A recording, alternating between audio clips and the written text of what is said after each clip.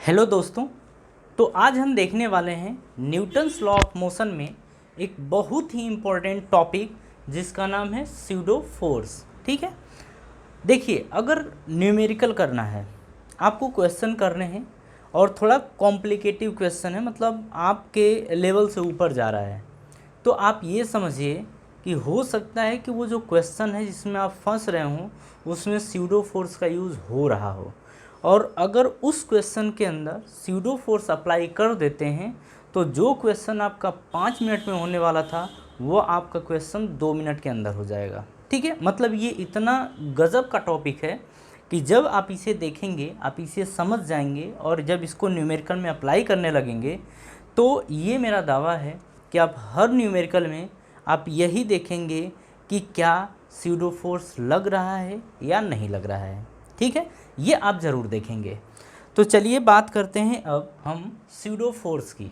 तो देखिए जो स्यूडो फोर्स होता है, स्यूडो का मतलब होता है गलत, रॉन्ग, काल्पनिक, आप ऐसे बोल सकते हैं। ठीक है, और फोर्स मतलब ये एक ऐसा फोर्स है जो मतलब कि हमने एक कल्पना के थ्रू बनाई है, ये एक्चुअल में है नहीं, लेकिन क्वेश्चन सॉल्व करने के लिए इसे अप्लाई किया गया और देखा गया कि जब ये अप्लाई होता है तो हमारा आंसर वही आता है जो पहले न्यूटन्स लॉ ऑफ मोशन से आते थे। ठीक है, तो देखिए क्या किया था कि न्यूटन्स लॉ ऑफ मोशन में ही एक मतलब थोड़ा सा आगे लेवल पे जाके इसे देखा गया और इसे देखा गया, समझा गया, तो इसे एक स्पेशल नाम दिया गया जिसको बोला गया स्यूडो फोर्स। ठीक है, अब ज़रा समझिए कि ये स्यूडो फोर्स किस तरीके से देखा जाएगा। तो ये आपका टाइम किल ना हो, बचाने के लिए टाइम हमने ये पहले ही लिख दिया है। ठीक है, चलिए समझते हैं। सबसे पहले आप यहाँ पे देखिए इतना पोर्शन, ये ऊपर का पोर्शन आपको देखना है, यहाँ से ये ऊपर का पोर्शन देखना है। ठीक है, अब ज़रा इसमें समझिएगा कि ये क्या गिवन है। देखिए ये आपको एक बोट दी गई है, ये एक बोट है, बोट पानी में है, बोट ए के एक्सेलरेशन से A1 के एक्सेलरेशन से एक्सेलरेट कर रही है। ठीक है, जो बोट है वो A1 के एक्सेलरेशन से एक्सेलरेट कर रही है। बोट के ऊपर एक आदमी ए खड़ा है और बोट के ऊपर एक बॉल है जो ए के एक्सेलरेशन से एक्सेलरेट कर रही है। ठीक है, और एक ग्राउंड पे एक आदमी खड़ा है बी, ऐसा मान लेते हैं कि इसका नाम बी है, तो ये ग्राउंड पे खड़ा है। तो देखिए हमारे पास कंडीशन क्या दी गई है, मतलब ये जो फोटो है, सिस्टम है, किस तरीके का है। एक बोट जो पानी में है वो A1 के एक्सेलरेशन से आगे एक्सेलरेट कर रही है, उसके ऊपर एक बॉल रखा गया है उस नाव के ऊपर, और वो जो नाव के ऊपर बॉल रखी गई है वो भी A के एक्सेलरेशन से एक्सेलरेट हो रहा है, मतलब वो जो बोट के ऊपर जो बॉल है वो चल रहा है, मतलब हमने किक मारा तो वो एक एक्सेलरेशन से एक्सेलरेट कर रहा था, ये चीज़ है। फिर इसी बोट के ऊपर एक आदमी ए खड़ा है जो रेस्ट पे है। ठीक है, ये हमारा एक कंडीशन था, और एक आदमी है जो ग्राउंड पे खड़ा है, बी ग्राउंड पे खड़ा है, रेस्ट पे ये भी है। ठीक है, ये मूव नहीं कर रहा है, ये भी रेस्ट पे है। अब ज़रा इसको समझिए, समझते हैं इसे। देखिए हम बोट की बात कर रहे हैं तो boat moves with acceleration A1, ये बात समझ में आ गई। बॉल की बात करें तो ball accelerates with acceleration A inside the boat, ये भी ठीक है। हम ए की बात कर रहे हैं। ठीक है, फॉर पर्सन ए के बारे में बात कर रहे हैं। Ball accelerate with acceleration A, इस पर्सन के रिस्पेक्ट में, ए के रिस्पेक्ट में वो जो बॉल है वो ए के एक्सेलरेशन से एक्सेलरेट कर रही है। ठीक है, ये बात समझ में आ गई। आगे बात करते हैं ये। अच्छा, इस बोट के ऊपर एक आदमी है ना, तो ये बोट जो है इसको रेस्ट में नज़र आएगी। अब मान लीजिए आप ट्रेन से चल रहे होते हैं, ट्रेन में बैठे होते हैं, तो जो ट्रेन है, ट्रेन मूव कर रही होती है, लेकिन जिस सीट के ऊपर बैठे होते हैं, जिस कंपार्टमेंट में आप होते हैं, वो मूव नहीं कर रहा होता है। ठीक है, ऐसा होता है। तो हमने देखा, तो आप क्या बोलेंगे कि मेरे रिस्पेक्ट में जो सीट है वो रेस्ट पे है, उसी तरीके से अगर ये आदमी इस बोट के ऊपर है तो इसके रिस्पेक्ट में जो बोट है वो रेस्ट पर होगा। ये बात समझ में आ गई। अब बी क्या देखता है, बी देखता है कि ए जो चल रहा है, अब समझिएगा, अगर हम बी देख रहा है ए को, तो जो ए है वो ए कितने से चल रहा होगा, एक्सेलरेशन a1 से। क्यों? क्योंकि बोट के ऊपर ये आदमी बैठा हुआ है या रेस्ट में है, तो बोट जितने से एक्सेलरेट करेगा आदमी भी उतना ही से एक्सेलरेट करेगा। ये तो बात समझ में आ गई।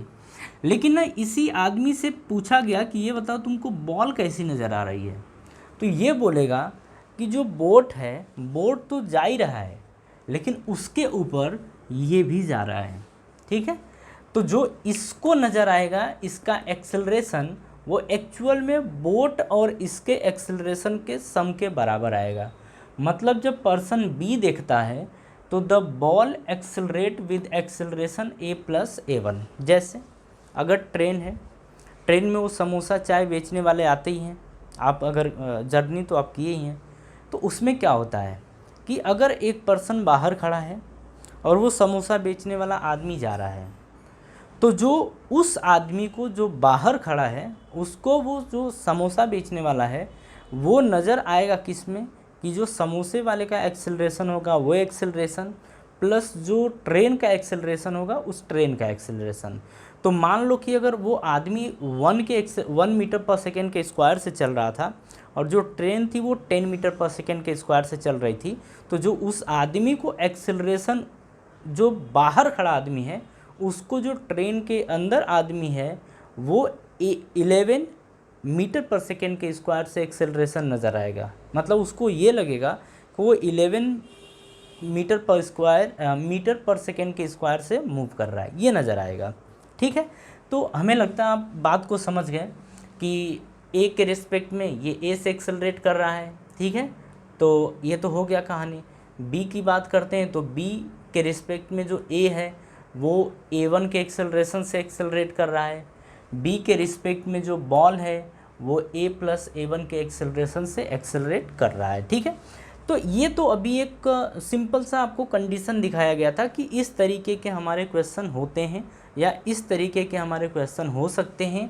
ये क्वेश्चन तो आपने कर रखा है कि अगर ये आदमी रेस्ट पे हो और बोट मूव कर रही है तो फिर इसका जो भी कैलकुलेट करना होगा कैलकुलेट कर लेंगे, इसमें कोई दिक्कत नहीं है। लेकिन दिक्कत यहाँ पर है कि हमने ये केस अभी तक सॉल्व नहीं किया है कि नाव भी मूव कर रही हो और आदमी भी मूव कर रहा है। ठीक है, इस तरीके की कंडीशन हमने नहीं देखा है। तो इसी कंडीशन को देखने के लिए यहाँ पर स्यूडो फोर्स लाया गया है। इतनी बात समझ में आ गई? तो चलिए, अगर ये बात आपको समझ में आ गई तो ज़रा बात करते हैं कि ये जो फ्रेम है, जो हम बोट की बात कर रहे हैं वो एक तरीके का फ्रेम है, हम उसी के बारे में बात कर रहे हैं। तो हम यहाँ पे देखेंगे कि types of frame of reference, मतलब फ्रेम ऑफ रेफरेंस कितने टाइप के हो सकते हैं।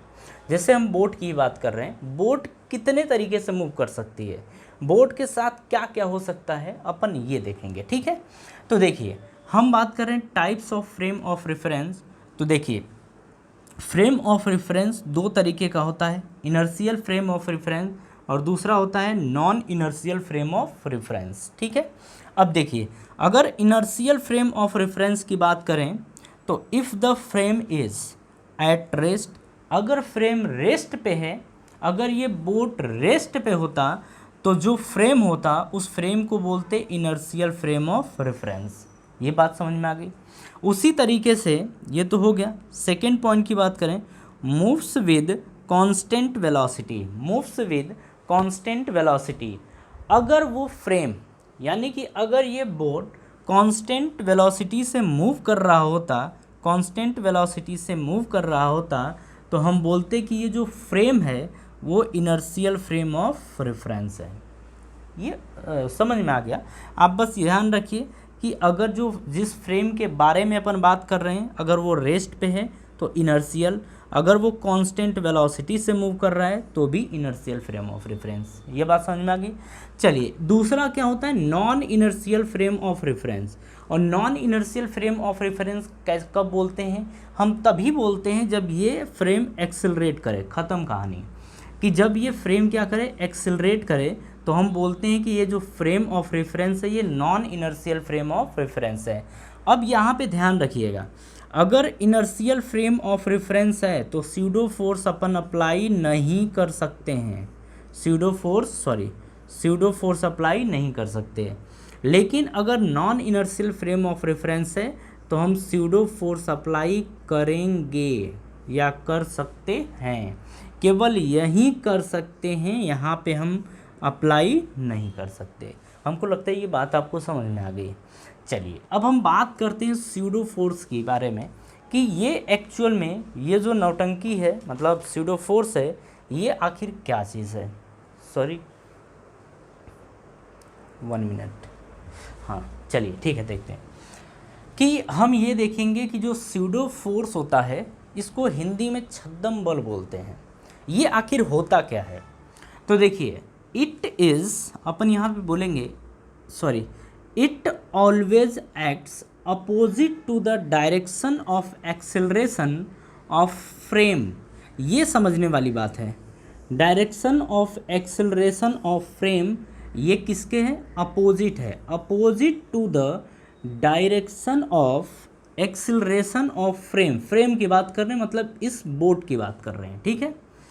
And has magnitude equal to the product of mass of body and acceleration of the frame.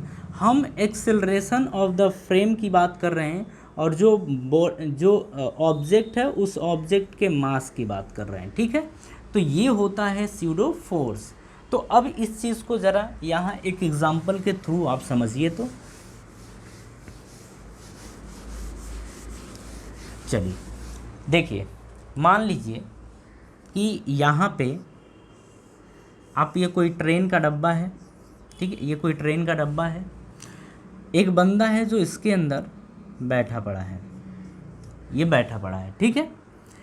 अब हम बात कर रहे हैं कि अगर ये बैठा पड़ा है और ये ए के एक्सेलरेशन से एक्सेलरेट कर रहा है, जो ट्रेन का डब्बा ये कंपार्टमेंट है ये ए के एक्सेलरेशन से एक्सेलरेट कर रहा है, तो अपन क्या बोलेंगे यहाँ पे, अपन ये बोलेंगे कि ये जो फ्रेम है, हम इस डब्बे की बात कर रहे हैं, ये फ्रेम है, ये non inertial frame of reference है, non inertial frame of reference है, मतलब इसके ऊपर स्यूडो फोर्स अप्लाई हो सकता है या होगा।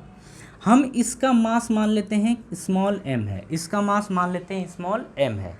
तो जो स्यूडो फोर्स लगेगा, जो इसके ऊपर स्यूडो फोर्स लगेगा, जिधर ट्रेन मूव कर रही है उसके अपोजिट डायरेक्शन में, जिधर ट्रेन या जिधर फ्रेम ऑफ रेफरेंस मूव कर रहा है, जिधर फ्रेम ऑफ रेफरेंस मूव कर रहा है उसके अपोजिट डायरेक्शन में लगेगा स्यूडो फोर्स। किसके ऊपर, इसके ऊपर। तो ये लग रहा है स्यूडो फोर्स इस डायरेक्शन में। आप बात समझ पाए। और जो स्यूडो फोर्स होता है, हम जैसे बोलते हैं स्यूडो फोर्स, ये जो स्यूडो फोर्स होता है वो होता है इसके मास, तो इसके मास, और जो ये डब्बा है ना ट्रेन का, इसका एक्सेलरेशन, तो ये हो गया स्यूडो फोर्स। तो वही होता है नॉर्मली F = ma, लेकिन बस इसको अप्लाई करने का तरीका थोड़ा दूसरा है। थोड़ा दूसरा क्या, उसी को जस्ट अपोजिट कर देते हैं। बात समझ में आ गई। तो ये था स्यूडो फोर्स के बारे में एक बेसिक नॉलेज, ठीक है। अब हम देखते हैं इस पे बेस्ड कुछ क्वेश्चन और फिर समझते हैं अपन कि इस कॉन्सेप्ट को कैसे यूज़ किया जाता है, ठीक है। मतलब स्यूडो फोर्स के कॉन्सेप्ट को कैसे अपन यूज़ करेंगे, ज़रा अब इसको देखते हैं।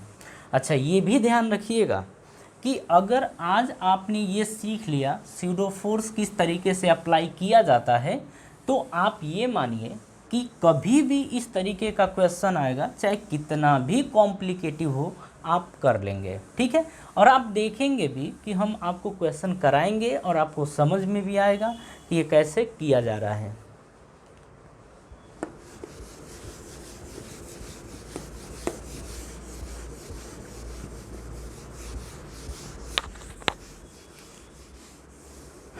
चलिए अब अपन देखते हैं कि लिफ्ट मूव कर रही है यहाँ पे अभी हॉरिजॉन्टली, सॉरी अभी वर्टिकली, फिर देखेंगे अपन हाँ हॉरिजॉन्टली। तो पहला केस अपना ये है कि लिफ्ट वाला केस जो हमने पहले देखा था, हम उसी के बारे में बात कर रहे हैं, ठीक है। लिफ्ट मूव्स वर्टिकली, अपन वही वेइंग मशीन पे रखेंगे, नॉर्मल फोर्स कैलकुलेट करेंगे या अपेरेंट वेट कैलकुलेट करेंगे, अपने को यही करना है। लेकिन अब तरीका थोड़ा सा दूसरा होगा, ठीक है। अब समझिए यहाँ पे, जैसे ये एक लिफ्ट है,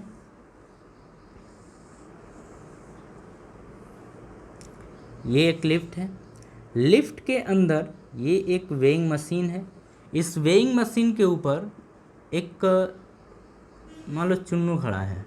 कौन है? चुन्नू। और इसी में अब देखिए समझिएगा, मान लीजिए कि ये ऊपर की तरफ मूव कर रहा है, ऐसा मान लीजिए कि जो लिफ्ट है वो ऊपर की तरफ मूव कर रहा है। अब हम देखना चाहते हैं कि ये जो वेइंग मशीन है ये इसका वेट कितना मेज़र करता है, अपने को यही सीखना है, ठीक है। हालांकि ये सीख चुके हैं लेकिन फिर भी अब स्यूडो फोर्स के थ्रू इसी को देखेंगे। अब देखिए ये हो गया। अब हम क्या कर रहे हैं, इसको ए मान लेते हैं। एक आदमी को बाहर खड़ा कर देते हैं, कहीं बाहर खड़ा कर देते हैं, ठीक है, ये, और ये है बी, ये बी है। और एक आदमी को क्या करते हैं, लिफ्ट के अंदर रख देते हैं। अरे रख दे, ऊपर ही कहीं भी रख दो, वो लिफ्ट के अंदर बस रख दो। इसको भी रेस्ट पे रख दो, इसको भी। ये सी है। अब देखिए हमें क्या कैलकुलेट करना है, हमें ये कैलकुलेट करना है कि जो इसका वेट है वो वेइंग मशीन कितना मेज़र करेगी। इसका मास हम मान लेते हैं स्मॉल m, ठीक है। तो ज़रा समझिए, अब हम देखना चाहते हैं इसका वेट किसके मतलब किसके थ्रू, मतलब किसके रिस्पेक्ट में, सॉरी किसके रिस्पेक्ट में। तो पहले हम देखेंगे बी के रिस्पेक्ट में, तो हम बोलेंगे विद रिस्पेक्ट टू बी। आना वही चाहिए, मतलब ये जो देखेगा तो इसका वेट जितना नज़र आएगा इसको भी उतना ही नज़र आना चाहिए, ठीक है। क्योंकि वेइंग मशीन में जब आप देखेंगे ऐसे तो अलग अलग मेज़र नहीं करेगा, मेज़र सेम ही करेगा।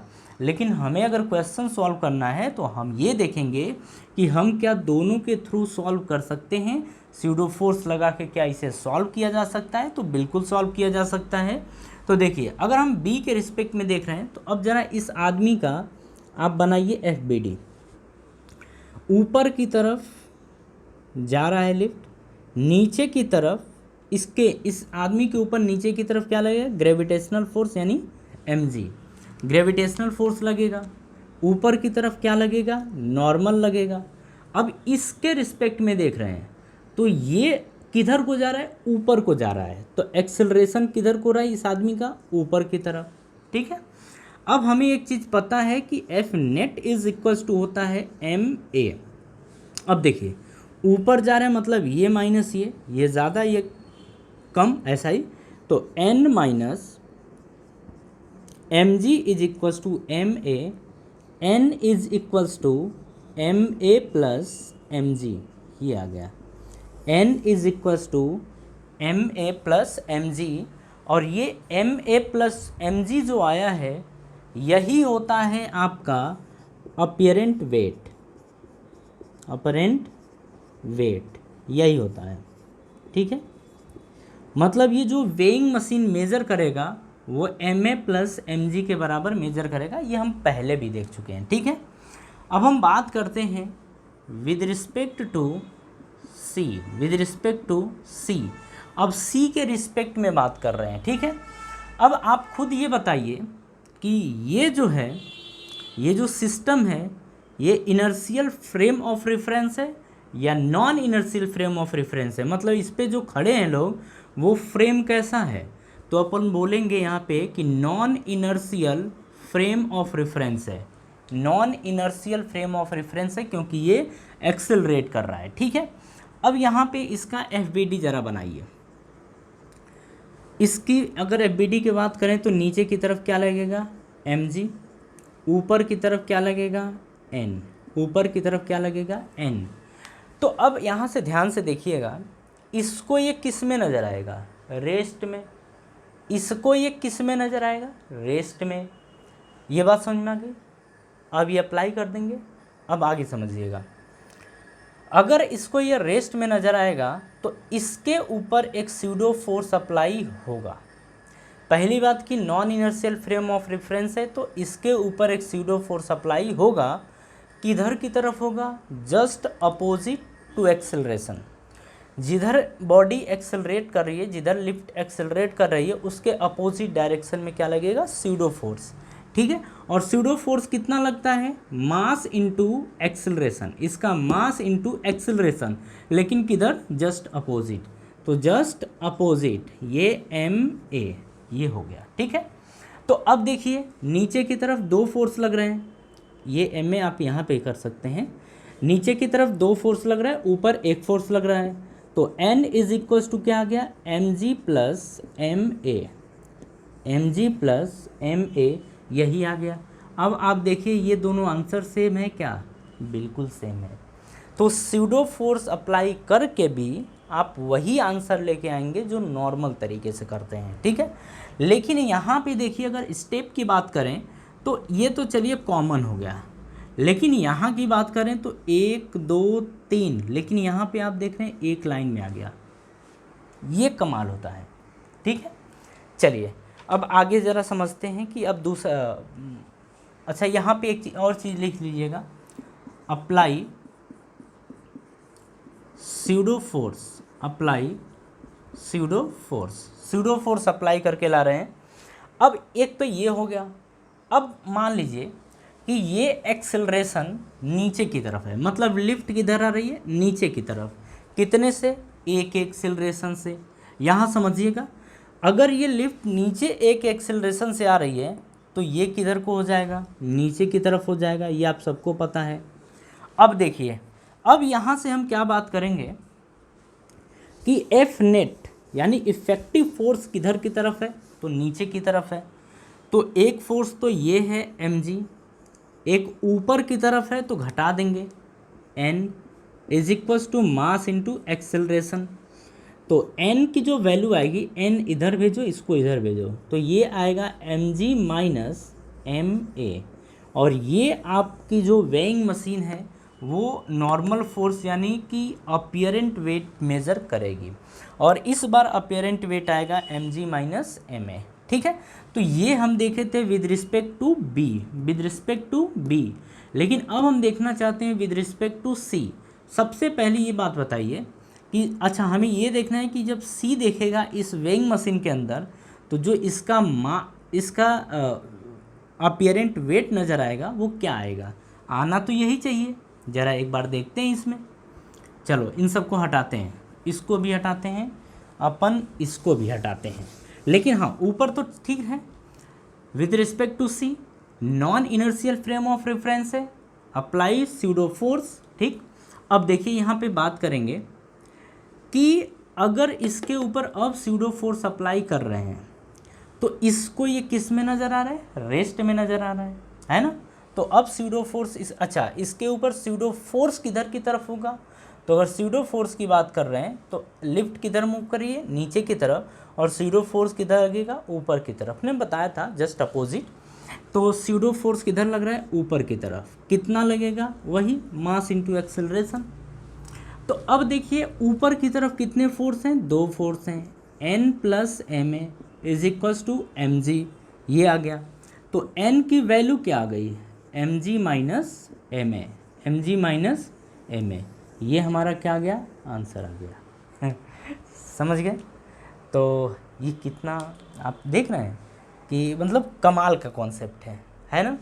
चलिए अगर ये चीज़ आप समझ गए तो अब देखिए हम अब लिफ्ट को किधर मूव करा रहे थे, हम लिफ्ट को मूव करा रहे थे किसी मतलब पर्टिकुलर डायरेक्शन यानी वर्टिकल डायरेक्शन में। अब हम लिफ्ट को मूव कराएंगे हॉरिजॉन्टल डायरेक्शन में, ठीक है। आप लिफ्ट ले लीजिए, आप बस ले लीजिए, कार ले लीजिए, कुछ भी, ट्रेन चाहे जो ले लीजिए, अपन लिफ्ट नहीं अब कार लेते हैं, ठीक है। लिफ्ट का जो केस था अप डाउन हो गया, अगर हॉरिजॉन्टली लिफ्ट को मूव कराने लगे तो थोड़ा सा अजीब हो जाएगा, तो इसीलिए हम आते हैं उसी कॉन्सेप्ट के ऊपर जो हमें सीखना है, ठीक है। अब हम बात कर लेते हैं जैसे कि आप बस या कार या फिर मेट्रो, ठीक है, मेट्रो की बात कर रहे हैं।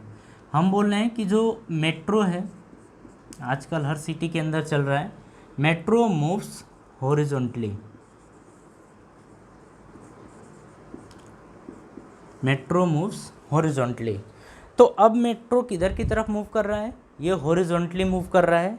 तो ज़रा अब आगे देखते हैं इसके कि क्या होने वाला है। देखिए अपन ये मान लेते हैं कि जैसे ये उसका डब्बा है, ठीक है, ये मेट्रो का डब्बा है, ये रहा। हम इसमें क्या करते हैं, एक कोई बॉब है यानी कोई गेंद है, उसको यहाँ पे बांध देते हैं। वो छत से, उसके मेट्रो के छत से हमने इसको बांध दिया, ठीक है। अब हमसे ये बोल रहा है ना कि जो मेट्रो है वो इधर की तरफ ए नॉट से एक्सेलरेट कर रहा है। जो मेट्रो है वो ए नॉट से एक्सेलरेट कर रहा है, ठीक है। हमसे पूछ रहा है फाइंड एंगल एट विच बॉब इंक्लाइंड। बोल रहा है कि आप हमें एंगल बताइए जब ये बॉब मेट्रो की छत से किसी एंगल पर जा रहा है, तो वो एंगल हमें बताइए। इसका मास हम मान लेते हैं m है। मास क्या मान लें, m मान लेते हैं। अब ज़रा समझिए, अगर हम बात कर रहे हैं कि इसके ऊपर, तो ये अगर ये मेट्रो आगे की तरफ मूव कर रही है, अगर ये आगे की तरफ ए नॉट के एक्सेलरेशन से एक्सेलरेट कर रही है, तो हम यहाँ पे सबसे पहले ये बोलेंगे कि ये non inertial frame of reference के बारे में बात हो रही है। ये फ्रेम कैसा है, non inertial frame of reference है, ठीक है। इस क्वेश्चन को सॉल्व करने के लिए या स्यूडो फोर्स के क्वेश्चन को सॉल्व करने के लिए आप क्या करेंगे, किसी आदमी को अंदर बैठाएंगे। ये हमेशा काम करेंगे, ठीक है। नहीं भी कोई बैठा है तब भी आप ले जाकर बैठाइए, या आप खुद बैठ जाइए, तब जाके क्वेश्चन सॉल्व होगा। तो हम एक आदमी को यहाँ पे बैठा दे रहे हैं, यही तो देख के बताएगा ना कि ये कितने एंगल पर है। और बाहर भी बैठा देंगे तब भी उसको भी उतना ही एंगल दिखेगा, इसको भी इतना ही एंगल दिखेगा। तो फिर हम इसको अंदर बैठा देते हैं ताकि क्वेश्चन अच्छे से सॉल्व हो जाए। अब आप देखिए, अगर ये मेट्रो इधर की तरफ एक्सेलरेट कर रहा है, तो इस बॉल के ऊपर या इस बॉब के ऊपर किधर की तरफ फोर्स लगेगा, एक फोर्स लगेगा अपोजिट डायरेक्शन में, एक फोर्स लगेगा अपोजिट डायरेक्शन में, जिससे हम बोलेंगे स्यूडो फोर्स, जिसे बोलेंगे स्यूडो फोर्स, ठीक है। तो स्यूडो फोर्स इसके ऊपर इस डायरेक्शन में लगेगा। अब इसके बाद की कहानी क्या है, ज़रा उस कहानी को समझिए। अब हम इसको यहाँ लेके आते हैं। अगर ये एक एक्सेलरेशन से एक्सेलरेट कर रहा है इधर की तरफ, फोर्स लगेगा इसके ऊपर इधर की तरफ, ठीक है, फोर्स लगेगा इधर की तरफ।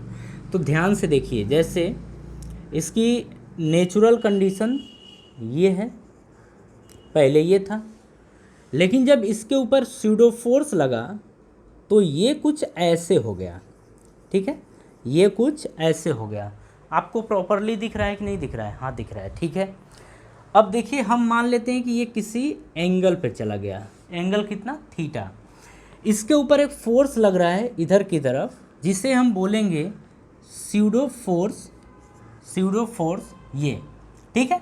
और इसकी वैल्यू कितनी होगी, इसका मास और इस मेट्रो का एक्सेलरेशन, तो ma0, F equals to ma0, ये आ गया इसका स्यूडो फोर्स। अब हम बात करते हैं इसके ग्रेविटेशनल फोर्स की। आप खुद देखिए, ग्रेविटेशनल फोर्स क्या होगा, m इंटू जी। ग्रेविटेशनल फोर्स क्या होगा, m इंटू जी। ये आ गया। ज़रा इसको अब आगे समझिए, ये हमारा ऐसा कुछ हो गया। यहाँ पे अगर बात करते हैं हम, यहाँ पे अगर बात करते हैं तो एक टेंशन होगा जिसको अपन मान लेंगे T, क्योंकि रस्सी के अंदर कोई ना कोई टेंशन होगा, हाँ बिल्कुल टेंशन होगा, उसको हमने मान लिया T। अब इसके हम कंपोनेंट करते हैं, तो जब, अच्छा ये देखिए, ये अगर थीटा पे है तो आप इतनी मैथ आपको पता है कि ये अल्टरनेट एंगल के हिसाब से ये भी थीटा हो जाएगा। अगर ये T है तो एक इसका कंपोनेंट ये हो जाएगा और एक कंपोनेंट ये हो जाएगा। ये आपको पता है, हाँ बिल्कुल पता है। अगर ये T है, थीटा है, तो ये क्या हो जाएगा, T cos थीटा, ऐसा हो जाएगा।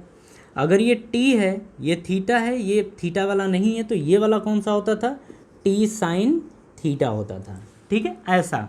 तो अब ज़रा यहाँ पे सारे फोर्सेस को लेके आते हैं इधर। अब यहाँ पे समझिए, जैसे ये बॉल था, ठीक है, इसके ऊपर ऐसे फोर्स लग रहे हैं, इस तरीके से 4 फोर्स लग रहे हैं, 1 2 3 4। आगे की तरफ देखिए, नीचे की तरफ क्या लग रहा है, mg, ये लग रहा है। ऊपर की तरफ क्या लग रहा है, ऊपर की तरफ आपका लग रहा है टी कॉस थीटा, तो टी कॉस थीटा ये लग रहा है। इधर की तरफ क्या लग रहा है, स्यूडो फोर्स, और ये दिया है एम ए नॉट ये है। आगे की तरफ क्या लग रहा है, टी साइन थीटा, तो ये हमारा हो गया टी साइन थीटा। ये बात समझ में आ गई। तो सारी चीज़ें हो गई हैं। अगर आप इस यहाँ पर बैठे पड़े हैं तो अगर ये एक एक्सिलरेशन से एक्सिलरेट कर रहा है तो जो बॉल है वो ऐसे ऐसे नहीं जाएगा, वो किसी एंगल पे ऐसे आ जाएगा, तो इसको ना ये रेस्ट पे बाद में नज़र आएगा। तो ये हो गया, ठीक है। अब आगे समझिए कि जब इसको आप सॉल्व करेंगे तो बॉल देखिए, अब ये सब के सब इक्विलिब्रियम में है, तो ये इसके बराबर हो जाएगा, ये इसके बराबर हो जाएगा। तो हम लिख सकते हैं यहाँ पे कि T cos theta is equals to M G, तो ये आ गया एम जी। इसको फर्स्ट इक्वेशन मान लीजिए। टी साइन थीटा इज, इसको सेकेंड मानिए, अरे कुछ भी मान सकते हैं।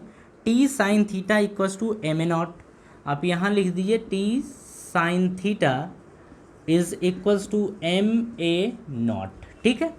अब देखिए इसको आप फर्स्ट मानिए, तो आप यहाँ पे क्या करेंगे, फर्स्ट अपॉन सेकेंड करेंगे, क्योंकि ध्यान आपको रखना है कभी भी एंगल पूछे, कभी भी एंगल पूछे आप हमेशा टेन थीटा के पास जाएंगे और किसी के पास नहीं, ठीक है। तो अब फर्स्ट अपॉन सेकेंड करेंगे तो T sine theta upon T cos theta is equals to M A naught upon M G, ये आ गया।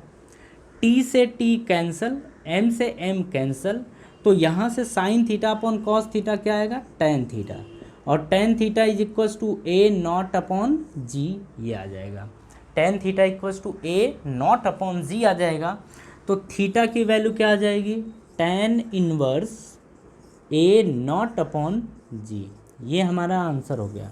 ये क्या हो गया, आंसर। तो ये इस तरीके से देखिए, ये एक अच्छा कॉन्सेप्ट है। अगर हम इसे सीख जाते हैं तो हम स्यूडो फोर्स अप्लाई करना समझ जाएंगे, ठीक है। इसमें देखिए, इसके कंपोनेंट करने के अलावा आपके पास कोई चांस नहीं है, कोई चांस नहीं है।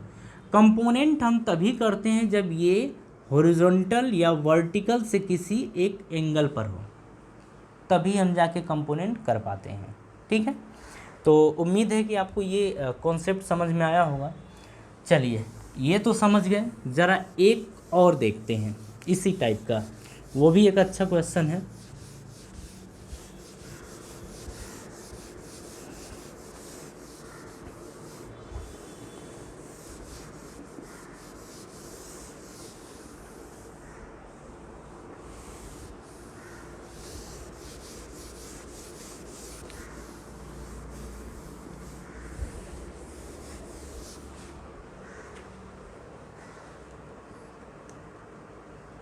हाँ जी, चलिए, अब हमसे क्वेश्चन क्या बोल रहा है ज़रा वो देखिए।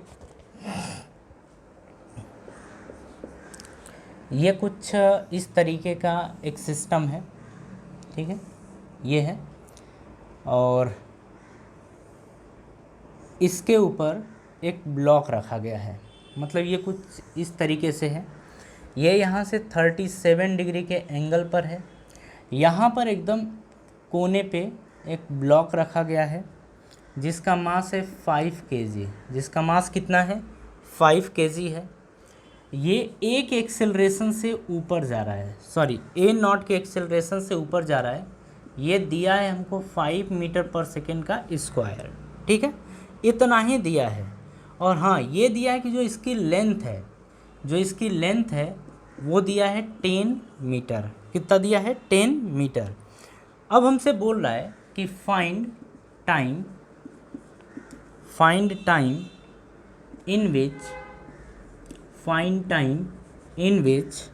the block reaches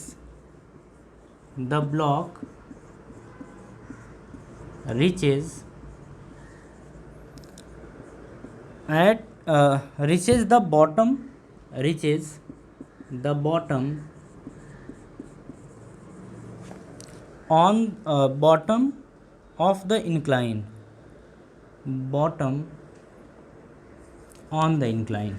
on the incline, ये हमारा क्वेश्चन है, ठीक है।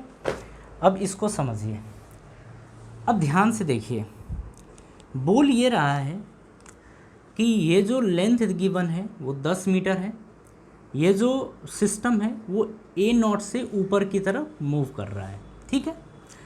ये किसी यहाँ से 37 डिग्री के इंक्लाइनेशन पे इंक्लाइंड है, ठीक है।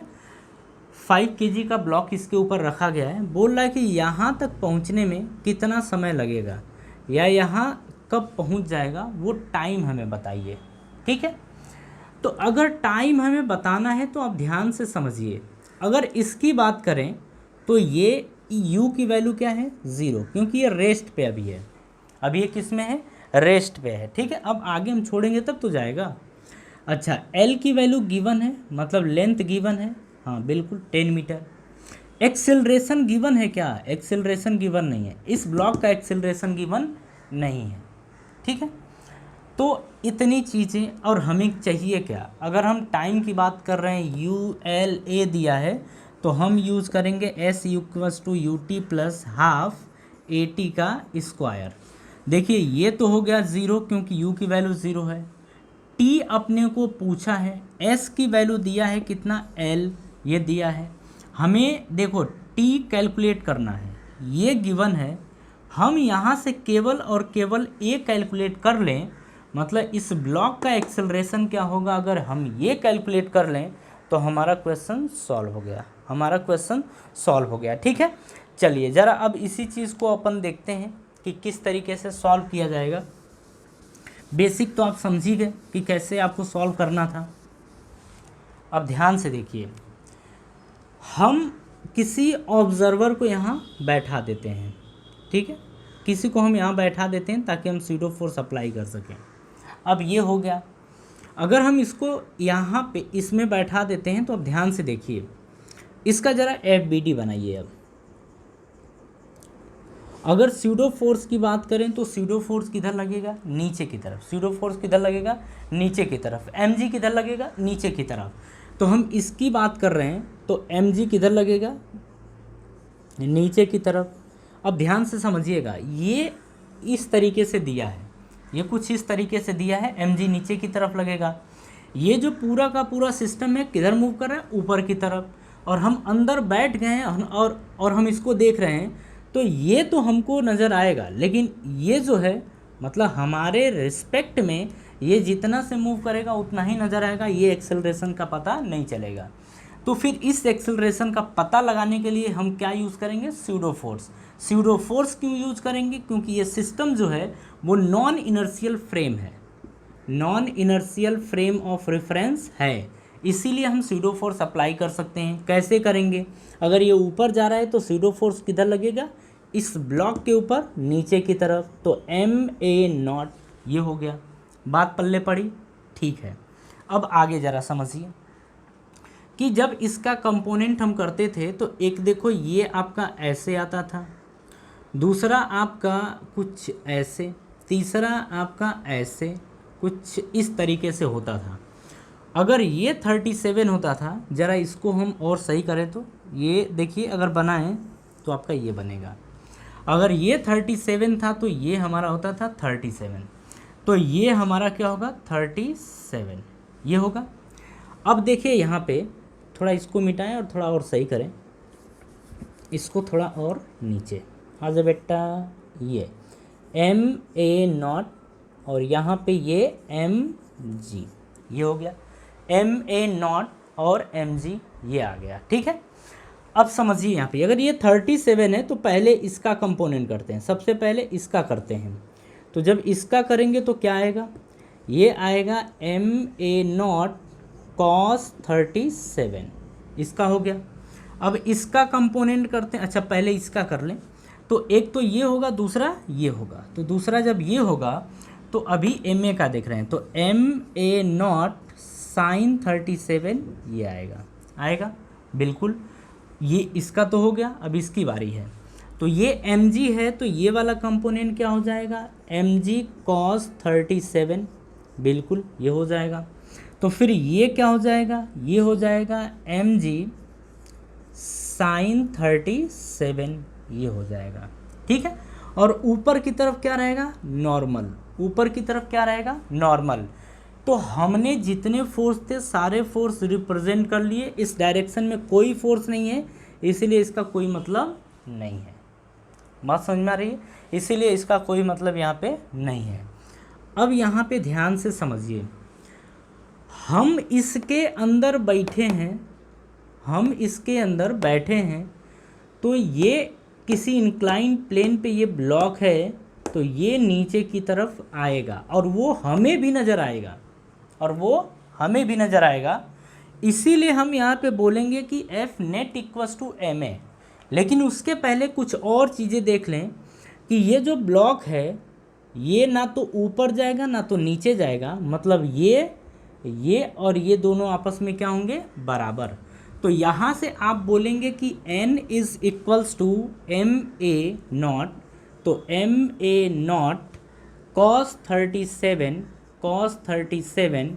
प्लस एम जी कॉस 37, तो एम जी कॉस 37 आप ये बोलेंगे। हाँ ठीक है, इसको आप फर्स्ट इक्वेशन मान लीजिए, यहाँ पर इसकी कोई ज़रूरत नहीं है, इसीलिए हम इसको सॉल्व नहीं करेंगे, आप कर लेना। आगे की बात करते हैं, ये तो हमारा हो गया।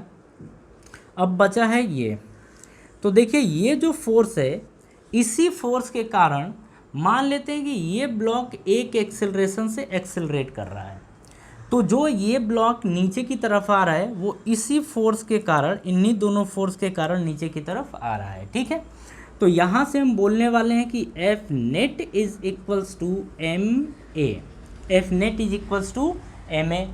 एफ नेट के प्लेस पे एम ए नॉट साइन 37, इसे ज़रा सॉल्व करते हैं। एम की वैल्यू कितनी है 5 इंटू ए नॉट की वैल्यू कितनी है 5, तो 5 इंटू साइन 37 की वैल्यू, तो आप यहाँ पे देख लीजिए, हमने पीछे भी लिखवाया था कि साइन 37 और कॉस 37 की जो वैल्यू होती है, साइन 37 की वैल्यू होती है 3/5 और कॉस 37 की वैल्यू होती है 4/5, ये डायरेक्ट याद रखिए। तो यहाँ से साइन 37 यानी 3/5, 5 से 5 कैंसिल, 5 3 जा 15, मतलब 5 3 जा 15, ये हो गया। अब इसकी बात करते हैं, m की वैल्यू 5 है, g की वैल्यू 10 है, साइन 37 फिर से 3/5, 5 2 जा 10, ये आ गया, 5 2 जा 10 और 10 3 जा 30, तो ये आएगा 30 न्यूटन। तो ये आपका 50 न्यूटन और ये 30 न्यूटन। तो इधर की तरफ 15 प्लस 13, तो 30 इज इक्वल्स टू मास कितना है 5, तो ये 5, एक्सेलरेशन हमने कितना माना a, ये 45 होगा, हाँ बिल्कुल होगा, 45 इज इक्वल्स टू 5a, तो a की वैल्यू आ जाएगी 45/5, यानी ये आ जाएगा 9 मीटर पर सेकेंड का स्क्वायर।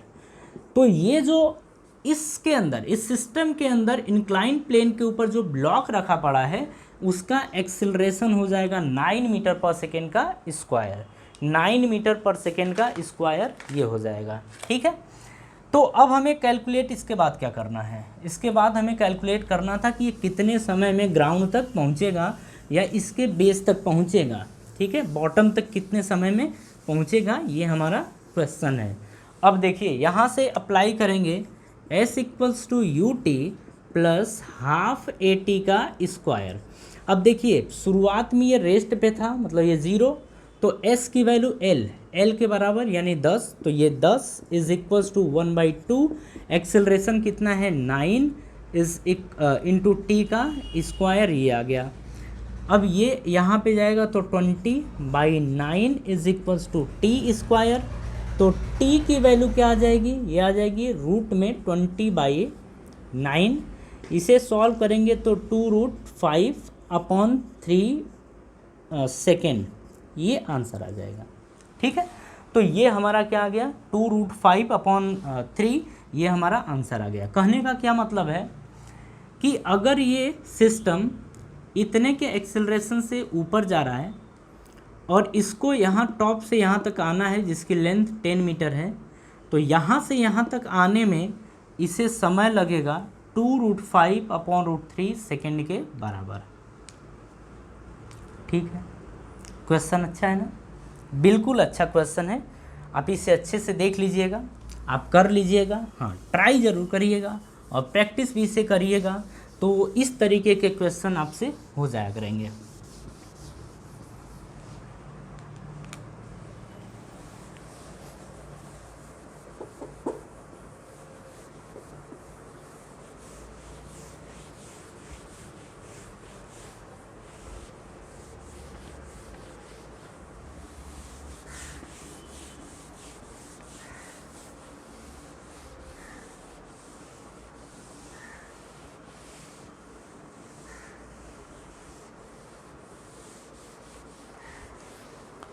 हाँ जी, चलिए ये क्वेश्चन तो हो गया।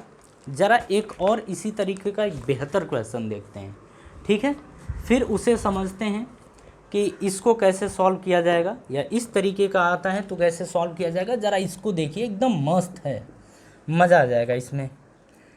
जैसे ये एक इंक्लाइन प्लेन है, देखिए हम आपको जो भी चीज़ें बता रहे हैं वो एनसीईआरटी से ऊपर बिल्कुल नहीं है, जो भी है वो एनसीईआरटी ही है, ठीक है। अगर ये सब क्वेश्चन आप कर लेते हैं तो एनसीईआरटी के क्वेश्चन आप सॉल्व कर लेंगे पक्का। ये एंगल मान लेते हैं थीटा है, इसका मास है कैपिटल एम, इस ब्लॉक का मास है छोटा वाला एम, और ये इधर की तरफ जा रहा है ए नॉट से, कितने से, ए नॉट से। हमसे क्या बोल रहा है, हमसे बोल रहा है, ज़रा उसको अब समझिए, बोल रहा है find acceleration A naught, find acceleration A naught with which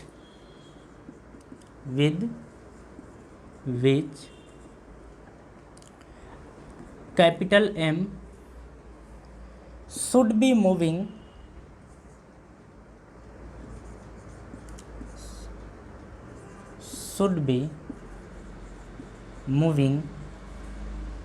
such that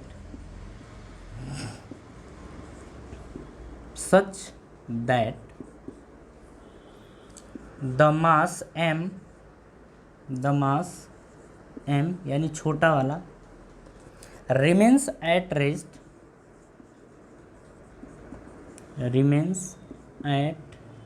rest with respect to बड़ा वाला m यानी कैपिटल M। ज़रा क्वेश्चन ध्यान से आप देखिए, एक बार समझिए कि क्वेश्चन क्या लिखा गया है, इसको समझिए, इसको हम सॉल्व करा रहे हैं, काफ़ी बेहतर क्वेश्चन है, आपको मज़ा भी आ जाएगा। देखिए अपने को यहाँ पे क्या बोल रहा है, ज़रा उस चीज़ को समझिए, तो हम आपको समझा रहे हैं। देखिए हमसे ये यहाँ पे बोल रहा है कि फाइंड एक्सेलरेशन ए नॉट, इस एक्सेलरेशन की वैल्यू क्या होगी विद विच कैपिटल एम, यानी कि ये should be moving such that the mass M, मतलब ये वाला, remains at rest with respect to M, इसके रिस्पेक्ट में ये रेस्ट पे रहे, ठीक है। तो फिर इसकी क्या वैल्यू रखी जाए, एक्सीलरेशन की मिनिमम, या ऐसे बोल सकता है कि ए नॉट की मिनिमम क्या वैल्यू हो जिससे ये रेस्ट पे रहे। तो अब ज़रा इसी को लेके आते हैं, चलिए पहले इसका एफबीडी बनाते हैं, यहीं पे लगे हाथ। अगर हम इसकी बात करें तो नीचे की तरफ क्या लगेगा, m इंटू जी, ये लगेगा, एक कंपोनेंट इधर की तरफ जाएगा, एक कंपोनेंट ये जाएगा। अगर ये थीटा है तो आप सभी ने देख लिया ये थीटा होगा, ठीक है। अगर ये mg है तो ये आएगा mg cos थीटा, ये आपका आएगा mg sin थीटा, ये हो गया। एक नॉर्मल होगा वो ऊपर की तरफ ये आ जाएगा, ये n हो जाएगा, ठीक है। इतना तो सबको पता है कि अगर ये ब्लॉक नहीं भी मूव करता तब भी इतना होता, लेकिन अब बात यहाँ पे ये हो रही है कि ये ब्लॉक ए नॉट से इधर की तरफ मूव कर रहा है। तो आप क्या करिए, यहाँ पे लाके एक ऑब्जर्वर बैठा दीजिए, अरे किसी को बैठा दीजिए। जब किसी को बैठाएंगे तो ये क्या देखेगा कि ये रेस्ट पे रहेगा, बोला भी गया ना, कि रेस्ट पे रहे इसके रिस्पेक्ट में, तो जब आप इसके ऊपर बैठेंगे तो आपको भी तो ये रेस्ट में नज़र आएगा। और देखिए ये जो फ्रेम है, ये फ्रेम कैसा है, non inertial frame of reference है, non inertial frame of reference है, मतलब इसके ऊपर हम स्यूडो फोर्स अप्लाई कर सकते हैं। तो स्यूडो फोर्स इसके ऊपर किधर को लगेगा, अगर ब्लॉक इधर मूव कर रहा है तो स्यूडो फोर्स इसके अपोजिट यानी कि इधर की तरफ मूव करेगा। कितने से, ये m है और ये क्या है, a0 है, तो ma0 से ये मूव करेगा। ठीक है, इतनी बात अगर आपको समझ में आ गई तो ज़रा आगे की कहानी अपन समझते हैं कि आगे की कहानी क्या है। इसका कंपोनेंट देखते हैं। तो अगर ये कुछ ऐसे है तो एक कंपोनेंट इसका ये होगा और एक कंपोनेंट इसका ये होगा। ज़रा इसको समझिए, एक कंपोनेंट ये और दूसरा कंपोनेंट ये। अब इसी को यहाँ बनाते हैं। ठीक है, तो हम दोनों को अलग अलग बनाते हैं, फिर दोनों को मर्ज कर देंगे। देखिए पहले की बात कर रहे हैं, mg नीचे की तरफ लग रहा था। ठीक है, ये एक इंक्लाइन प्लेन है, तो आपका ये कंपोनेंट धीरे धीरे आपको पता ही चल गया कि ये थीटा है। ठीक है, इधर की तरफ क्या लगता है, तो इधर की तरफ लगता है mg साइन थीटा, तो फिर ये क्या लगता है, mg कॉस थीटा, ये आप सबको पता है। ये आपका क्या होता है, नॉर्मल। अभी तक इससे यही पता चला। दूसरा यहाँ पे फिर आ गया स्यूडो फोर्स। तो देखिए ये सिस्टम किस तरीके से है, सिस्टम आपका कुछ ऐसे है। ठीक है, स्यूडो फोर्स आया है वो इस तरीके से लग रहा है, देखिए ये लग रहा है। तो ज़रा एंगल अगर इसका देखा जाए तो एंगल कैसे देखेंगे, ज़रा उसको अब देखिए।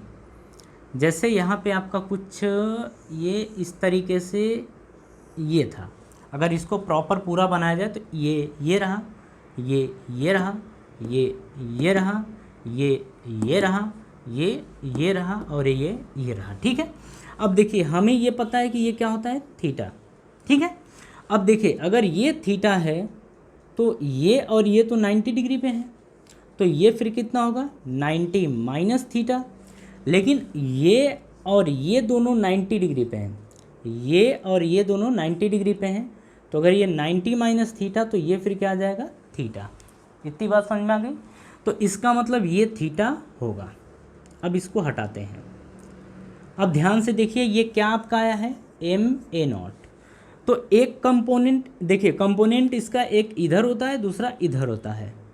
तो जो इसके साथ वाला होता है वो कॉस थीटा होता है, तो ये आ जाएगा ma0 कॉस थीटा। तो फिर ये क्या आ जाएगा, ma0 साइन थीटा, आपका ये आ जाएगा। बात पल्ले पड़ी। अब सबको क्या करिए, मर्ज कर दीजिए। अब मर्ज करेंगे तो कैसे करेंगे, देखिए इधर की तरफ यानी ये, अगर इसकी बात करें तो ये देखिए ये दिया है mg cos थीटा, तो हम इसमें रखें तो mg cos थीटा ये आ जाएगा। बात समझ में आई। अब बात करें अगर, तो नीचे की तरफ क्या लगा है, ये लगा है mg, सारे फोर्सेस रिप्रेजेंट कर दे रहे हैं। एक इधर लगा है mg साइन थीटा, तो ये आपका है mg साइन थीटा, ये आ गया है। ऊपर की तरफ क्या है, नॉर्मल। हमें लगता है कि सारे के सारे फोर्सेस क्या हो गए, बैलेंस हो गए, मतलब सारे के सारे फोर्सेस हमने रिप्रेजेंट कर दिए। अब बात कर रहे हैं कि ना इसकी ज़रूरत है ना इसकी ज़रूरत है अपने को, क्योंकि इसके कंपोनेंट्स हमने कर लिए ना, तो भी इनकी ज़रूरत ख़त्म। तो ब्लॉक ना तो ऊपर जा रहा है ना तो नीचे जा रहा है, मतलब ये और ये आपस में बराबर होंगे। तो एक इक्वेशन लिख सकते हैं, तो हम लिखेंगे n is equals to ma0 sine theta plus mg cos theta, तो ये आ जाएगा प्लस mg कॉस थीटा। ये बात समझ में आ गई। तो एक तो हमने कंपोनेंट लिख दिए, अब हम दूसरे की बात कर रहे हैं। तो दूसरा हमारा क्या है, देखिए ये ख़त्म, दूसरा ये है। तो देखिए ये ब्लॉक किस में है, रेस्ट में है, मतलब ये और ये दोनों आपस में क्या होंगे, बराबर। तो हम यहाँ से लिखेंगे कि mg sine theta is equals to ma0 cos theta, ये लिखेंगे। m से m क्या हो गया, कैंसिल हो गया। हमसे पूछा था एक्सेलरेशन, क्या पूछा था, एक्सेलरेशन, कि a0 की वैल्यू क्या होगी। तो अगर यहाँ से देखा जाए तो ये बचेगा G sine theta is equals to A naught cos theta, यही दो चीज़ें बच रहा है। हमें ए नॉट चाहिए तो इसको इधर भेज दें। ए नॉट की वैल्यू क्या आ जाएगी, G sine theta upon cos theta, ये आ जाएगा। तो A naught is equals to G, तो जी है, sine theta upon cos theta क्या आएगा, टेन थीटा। तो ए नॉट की वैल्यू कितनी आ गई, जी टेन थीटा। इसका मतलब क्या है कि अगर इस बड़े वाले वेज को, अगर बड़े वाले ब्लॉक को अगर हम चलाएं जी टेन थीटा के एक्सेलरेशन से, तो ये रेस्ट पे रहेगा। लेकिन बात है ना कि ये क्वेश्चन जैसा दिख रहा है आपको, इतना सिंपल है नहीं। अगर केवल हमें यहाँ स्यूडो फोर्स पता नहीं होता तो हमारी वाट लग जाती, ठीक है। तो स्यूडो फोर्स पता है, ये क्वेश्चन आप कर सकते हैं, बहुत ही मज़ेदार क्वेश्चन है, ठीक है। तो अब हम क्या करते हैं, ये इसका एक और मेथड है, हम उसको आपको किसी अदर वीडियोज़ में, अदर किसी लेक्चर में बता देंगे कि अगर स्यूडो फोर्स से किसी क्वेश्चन को कर सकते हैं तो आपने देखा कि हम नॉर्मल तरीके से भी उस क्वेश्चन को कर सकते हैं, ठीक है। तो हम आज की सभा यहीं समाप्त करते हैं और आपसे अनुमति चाहेंगे। और एक चीज़ और था इसमें कि अगर आपको वीडियो अच्छी लगती है तो आप लाइक करिएगा और दोस्तों के साथ ज़रूर शेयर करिएगा, जिससे हमारा मतलब एक तरीके से सपोर्ट कर सकें, ठीक है। तो थैंक यू।